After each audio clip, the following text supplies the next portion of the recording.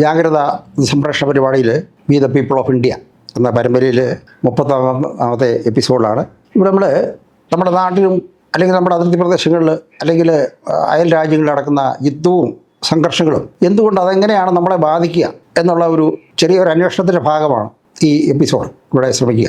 നമുക്കറിയാം, നമ്മൾ അടുത്ത കാലത്തായിട്ട് പഹൽഗാം, കാശ്മീരിലെ പഹൽഗാം എന്ന സ്ഥലത്ത് നമ്മുടെ അയൽ രാജ്യമായ പാകിസ്ഥാൻ്റെ പിന്തുണയോടുകൂടി തീവ്രവാദികൾ നടത്തിയ ആക്രമണത്തെക്കുറിച്ച് നമ്മൾ വളരെ ദിവസങ്ങളായിട്ട് അത് സംവാദവും വിവാദവും ഒക്കെ ആയിട്ട് പോകുമായിരുന്നു. അപ്പോൾ നമ്മുടെ രാജ്യവും മറ്റു രാജ്യങ്ങളും തമ്മിലുള്ള ബന്ധങ്ങൾ, ആ രാജ്യങ്ങളിലെ ഭരണകൂടവും അതിൻ്റെ പ്രത്യയശാസ്ത്രങ്ങളൊക്കെ അത് നമ്മളെ എങ്ങനെ ബാധിക്കും, അല്ലെങ്കിൽ ആ സംഘർഷങ്ങൾ നമ്മളെ എങ്ങനെ ബാധിക്കും എന്നുള്ളത് നമ്മുടെ ഒരു പൗരൻ എന്നുള്ള മട്ടിൽ അല്ലെങ്കിൽ നമ്മുടെ ഒരു ഭാരതീയൻ എന്നുള്ള മട്ടിൽ നോക്കിക്കാണാനായിട്ട് ശ്രമിക്കുക. അപ്പോൾ നമ്മുടെ നാട്ടിൽ പ്രബലമായിട്ടുള്ള 2-3 രാഷ്ട്രീയമായ കാഴ്ചപ്പാടുള്ളത്, ഒന്ന് ഇടതുപക്ഷം, തീവ്ര ഇടതുപക്ഷമുണ്ട്.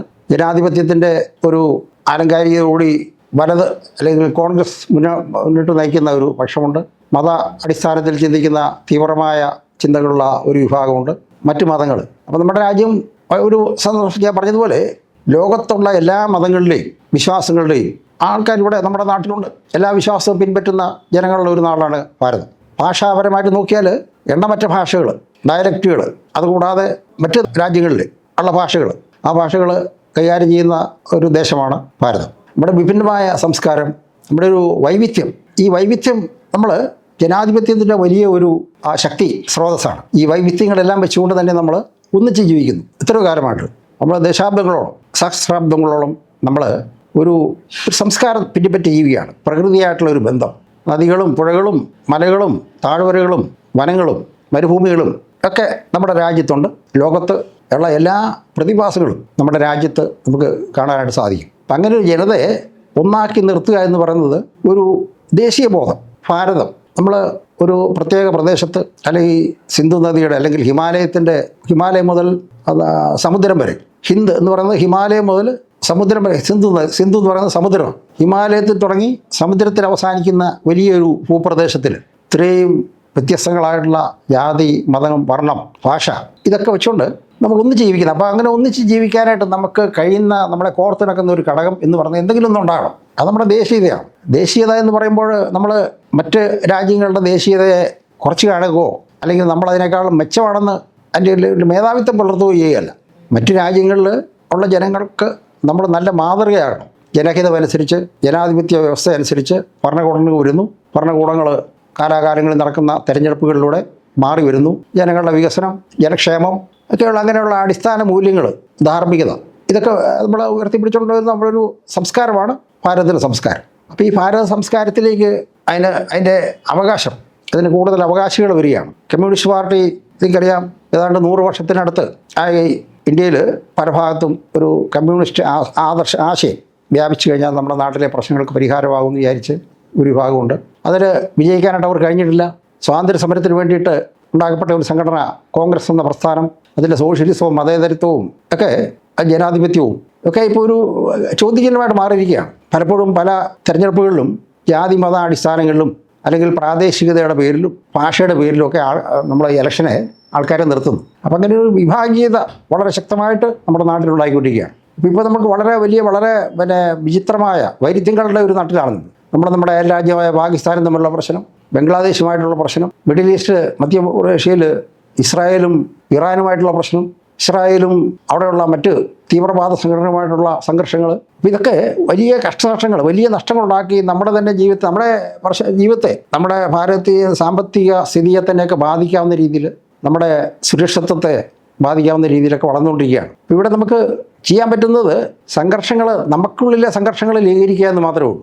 നമുക്കിപ്പം പാകിസ്ഥാനിൽ പോയിട്ട് അവരുമായിട്ട് കലാപം ഉണ്ടാക്കാൻ ഒക്കെയില്ല, അല്ലെങ്കിൽ ബംഗ്ലാദേശുമായിട്ട് അതിർത്തി കടന്നൊരു പ്രശ്നം ഉണ്ടാക്കാൻ ഒക്കെയില്ല, അല്ലെങ്കിൽ നമ്മുടെ രാഷ്ട്രീയമായ ബന്ധങ്ങൾ, ഇസ്രായേലുമായിട്ട് നമുക്കൊരു ബന്ധമുണ്ട്, നമുക്ക് ഇറാനുമായിട്ട് ബന്ധമുണ്ട്, റഷ്യയുമായിട്ടും ചൈനയായിട്ടൊക്കെ നമുക്ക് ഓരോ തരത്തിൽ ഓരോ ലെവലിലുള്ള ബന്ധങ്ങളാണ്. അപ്പോൾ ഇതൊക്കെ മേലത്തരത്തിൽ നടക്കുന്നെങ്കിലും നമ്മുടെ നിലനിൽപ്പിനെ ബാധിക്കാത്ത രീതിയിൽ, അല്ലെങ്കിൽ നമ്മുടെ ഭരണഘടനയെ, ഭരണകൂടത്തെ ബുദ്ധിമുട്ടിലാക്കാത്ത രീതിയിൽ നമ്മൾ പെരുമാറേണ്ട ഒരു സാഹചര്യമാണെന്നുള്ളത്. അപ്പോൾ ആ സാഹചര്യങ്ങളാണ് നമ്മുടെ യൂണിവേഴ്സിറ്റികളിലെ പോലെ വളരെ അനുദിനമെന്തോണം നമ്മൾ ഓരോ സ്ഥലത്തും സംഘർഷം ഉണ്ടാകുകയാണ്. യൂണിവേഴ്സിറ്റികളെ ആര് ഭരിക്കണം, അതിൻ്റെ മേധാവിത്വം ആർക്കാണ്, അത് പാർട്ടിക്കാണോ, അല്ലെങ്കിൽ മന്ത്രിമാർക്കോ MLA മാർക്കോ അവരുടെ ഭാര്യമാർക്കോ യൂണിവേഴ്സിറ്റികളിൽ അല്ലെങ്കിൽ യൂണിവേഴ്സിറ്റിയുടെ നിയന്ത്രണത്തിലുള്ള മറ്റ് കോളേജുകളിൽ അവർക്ക് ജോലി കിട്ടണം. അപ്പോൾ ഇങ്ങനെയൊക്കെയുള്ള തർക്കങ്ങളിൽ ദേശീയമായ കാഴ്ചപ്പാടല്ലാതെ പ്രാദേശികം പോലുമല്ല രാഷ്ട്രീയമായിട്ട് വന്നിട്ട് വെറും സ്വാർത്ഥവാദികളായിട്ടുള്ള രീതിയിൽ കാര്യങ്ങൾ നീങ്ങുകയാണ്. അപ്പോൾ ഇവിടെ നമ്മൾ നോക്കുമ്പോൾ ഇതൊന്നും നമ്മുടെ ഏർപ്പാടല്ല, രാഷ്ട്രീയക്കാരുടെ പ്രശ്നമാണ്. കോൺഗ്രസ്സുകാരൻ നോക്കിക്കോളും, കോൺഗ്രസ്സുകാരുടെ മീറ്റിങ്ങിന് പോകണം, കമ്മ്യൂണിസ്റ്റുകാരൻ അങ്ങനെ നമ്മൾ രാഷ്ട്രീയത്തിൽ പോലും നമ്മൾ ഇടപെടുന്നില്ല. അവിടെ പോലും നമ്മൾ അകലം പാലിക്കുകയാണ്. ഇതാണ് നമ്മുടെ ഒരു വലിയ പ്രശ്നം. അപ്പോൾ രാഷ്ട്രീയത്തിൽ നമ്മൾ ജനാധിപത്യത്തിൽ നമ്മൾ ഏതെങ്കിലും ഒരു രാഷ്ട്രീയത്തിൽ നമുക്കൊരു ബോധ്യമുണ്ടെങ്കിൽ നമ്മളതിനോട് സഹകരിക്കണം, അതിൻ്റെ പ്രവർത്തനത്തിൽ പങ്കെടുക്കണം, അതിനെ സാമ്പത്തികമായിട്ട് സഹായിക്കണം. എങ്കിലല്ലേ നമുക്ക് സർക്കാർ ഉണ്ടാകാനുള്ളൂ. അപ്പോൾ ഇവിടെ നമ്മളൊരു മുഖം മൂടി അണിയുകയാണ്. കോൺഗ്രസ്സുകാരനെ കണ്ടു കഴിഞ്ഞാൽ നമ്മൾ ഒരു അഴകുഴമ്പം മട്ടി പറയും, നമ്മൾ കോൺഗ്രസ്സുകാരനൊക്കെയാണ്, നമ്മളൊരു പഴയ ഗാന്ധിയനാണെന്നൊക്കെ പറഞ്ഞ് നിൽക്കും. ഒരു കമ്മ്യൂണിസ്റ്റ് പാർട്ടിക്കാരുടെ കുറച്ച് കമ്മ്യൂണിസ്റ്റുകാരുടെ ഒരു സംഘത്തിൽ ചെന്ന് കഴിഞ്ഞാൽ നമ്മൾ പറയും നമ്മൾ AKG ഒക്കെ അറിയും, മറ്റവരെ അറിയും, നമ്മൾ കമ്മ്യൂണിസത്തിലാണ്. അപ്പോൾ ജനാധിപത്യത്തിൻ്റെ ആ ഒരു ബാധ്യത നിറവേറ്റാനായിട്ട് കഴിയുന്നില്ല എന്നുള്ളതാണ് നമ്മുടെ ഒരു വലിയ പ്രശ്നം. അപ്പോൾ ഈ ഒരു കാര്യത്തിൽ സ്കൂളുകൾ തലത്തിലാണേലും സമൂഹ തലത്തിൽ അതാത് പ്രദേശങ്ങളിൽ നമ്മുടെ റെസിഡൻറ്റ് അസോസിയേഷനിലുണ്ട്. ഇങ്ങനെയുള്ള കൂട്ടായ്മകളിലൊക്കെ നമ്മൾ സ്വയം വളരാനായിട്ടുള്ള ഒരു സംവാദം ചർച്ചകളൊക്കെ നടത്തുന്നുണ്ട്. അവിടെ നമുക്ക് സംഘർഷത്തിൻ്റെ ആവശ്യമില്ല. നമുക്ക് വിരുദ്ധ അഭിപ്രായങ്ങളുള്ള ആർക്കാണേലും നമുക്ക് നമ്മുടെ കാര്യങ്ങൾ സംസാരിക്കുന്നതിന് നമുക്ക് പ്രശ്നമില്ലല്ലോ. നിലപാടുകൾ വ്യക്തമാക്കാം, അതിലൊന്നും നമുക്കൊരു തടസ്സമില്ല. അപ്പം അങ്ങനെയുള്ളൊരു ഇതിലേക്ക് നമ്മുടെ നാട്, നമ്മുടെ ഈ ചിന്ത വളർന്നേ ഒക്കെയുള്ളൂ എന്നാണ് എനിക്ക് തോന്നുക. അപ്പോൾ നമ്മൾ ഒരു ഗൗരവമായ ഒരു ചിന്ത ആ ഭാഗത്ത് നടത്തിയിട്ടില്ല. നിങ്ങൾ ആലോചിച്ച് നോക്കുക, നമ്മുടെ നാട്ടിൽ സാമൂഹ്യ ക്ഷേമ പെൻഷൻ അല്ലെങ്കിൽ വാർദ്ധക്യ പെൻഷൻ അല്ലെങ്കിൽ വിധവാ പെൻഷൻ എന്നൊക്കെ പറഞ്ഞിട്ടുള്ള പേരുകളിൽ സർക്കാർ ഒരു പെൻഷൻ കൊടുക്കുന്നുണ്ട്. 1600 രൂപയാണ് പെൻഷൻ. നിങ്ങൾ ഓരോരുത്തരും ഇത് ശ്രദ്ധിച്ച് കേൾക്കേണ്ട കാര്യമാണ്. 1600 രൂപ കൊണ്ട് ഒരാൾക്ക് ജീവിക്കാൻ കഴിയും എന്ന് നമ്മുടെ സർക്കാരും ജനപ്രതിനിധികളും മന്ത്രിമാരും ഉദ്യോഗസ്ഥന്മാരും ഒക്കെ അങ്ങ് തീരുമാനിക്കുകയാണ്. അതേസമയം ഈ 1600 രൂപ വാങ്ങിച്ച ആ വ്യക്തി അയാളുടെ ജീവിതകാലത്ത് ഒരു പക്ഷേ ഒരു 10-15 വയസ്സ് മുതൽ ഒരു 10-60 വർഷം വയസ്സ് വരെ, അതായത് 10-45 വർഷം മണ്ണിപ്പടുത്തിട്ടുണ്ടാവും. കെട്ടിടം പണിയോ കൃഷിപ്പണിയോ കന്നുകാലി വളർത്തലോ അല്ലെങ്കിൽ ചുവട്ട് തൊഴിലാളിയായിട്ടോ അല്ലെങ്കിൽ ഓട്ടോ ഓടിക്കുകയോ അല്ലെങ്കിൽ അടുക്കള പണിയോ ഒക്കെ ചെയ്ത ഒരു വ്യക്തിയാണ്.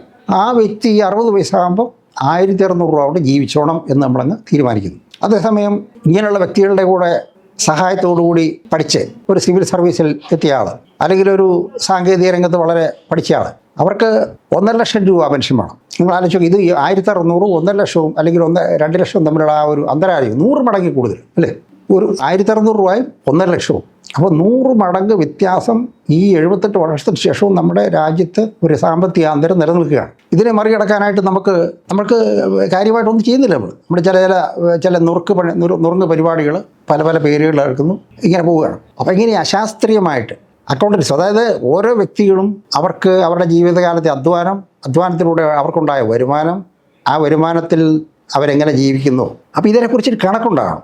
ഈ കണക്കില്ലായ്മയാണ് നമ്മുടെ പ്രശ്നം. അപ്പോൾ നമുക്കുണ്ടാകുന്ന ഏറ്റവും വലിയ ഇസം എന്ന് പറയുന്നത്, ഏറ്റവും വലിയ സിദ്ധാന്തം എന്ന് പറയുന്നത് അക്കൗണ്ടലിസം.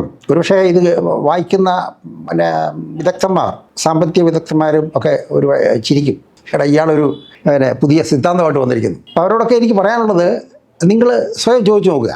നിങ്ങളുടെ ജീവിതത്തിൽ നിങ്ങൾക്ക് വരുമാനം, നിങ്ങളത് കുറച്ച് വാങ്ങി നിക്ഷേപിക്കുന്നു, ചെലവ് ചെയ്യുന്നു, കണക്ക് ചെയ്യുന്നു, നിങ്ങൾക്ക് അതിൻ്റെ കണക്കുണ്ട്. ഈ കണക്കുള്ളതുകൊണ്ടാണ് നിങ്ങളുടെ കുടുംബവും നിങ്ങളുടെ വ്യക്തിജീവിതവും സുരക്ഷിതമായിരിക്കുന്നത്. എന്തുകൊണ്ട്? അല്ലെങ്കിൽ നിങ്ങളുടെ ശരീരത്തിൽ ഒരു കണക്കുണ്ട്.